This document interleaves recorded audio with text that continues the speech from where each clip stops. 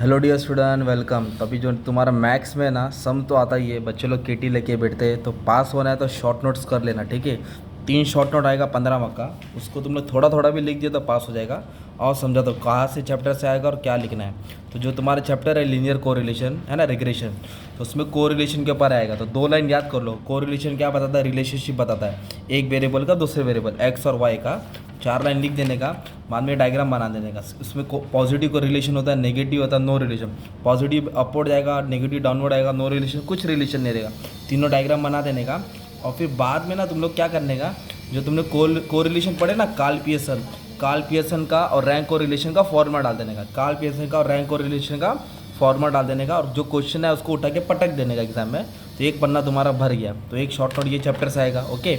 Regression का आएगा तो फिर रिग्रेशन का फॉर्मूला डाल देने का और एक्सप्लेनेशन सेम डाल दो, ठीक है।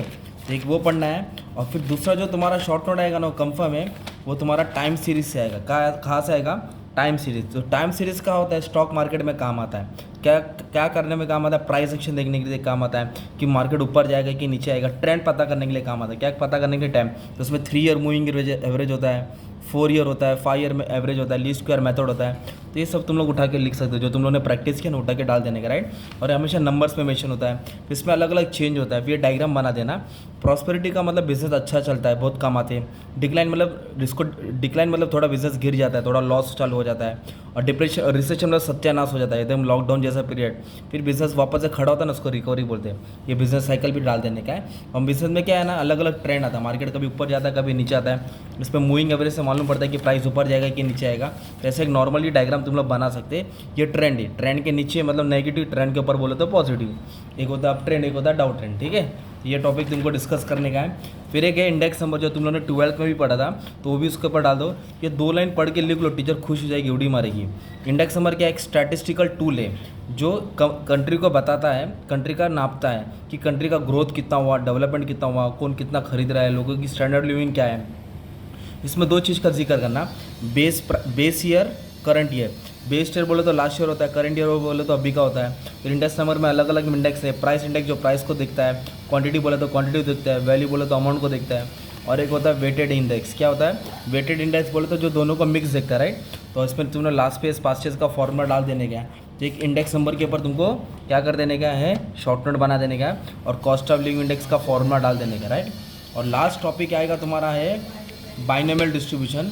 उधर से एक शॉर्ट नोट तुमको रेडी करना है, बाइनोमियल डिस्ट्रीब्यूशन, ठीक है। तो बाइनोमियल डिस्ट्रीब्यूशन क्या है? एक डिस्ट्रीब्यूशन वेरिएबल है जो प्रोबेबिलिटी बताता है। किसका रिलेशन बताता है? एन का, पी का, क्यू का, है ना।